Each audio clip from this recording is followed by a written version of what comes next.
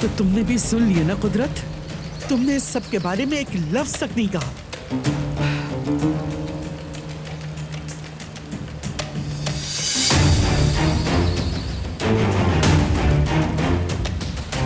हसन, क्या हुआ था, क्या पता चला? मैंने पता लगा लिया है, जान की एक दोस्त है सना। तुम्हें यकीन है वो उसकी दोस्त है? जान के साथ उसके ड्रामे में काम किया था, वो ही लड़की है। हुआ क्या ये बताओ।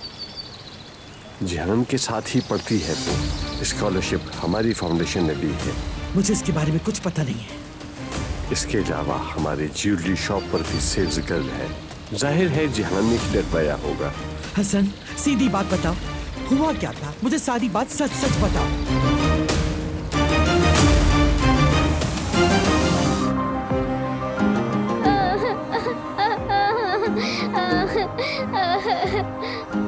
जवेरिया आपा, आप कहाँ हैं? यामूर, यामूर बेटी कहाँ हो तुम? जवेरिया आपा, यामूर, यामूर, यामूर मेरी जान, तुम कहाँ चली गई थी बेटा? जानती हो मैं कितना डर गई थी।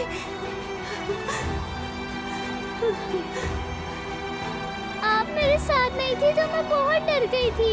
बेटा, आइंदा मुझे इस तरह छोड़कर मत जाना, समझ रही हो ना? इधर आओ।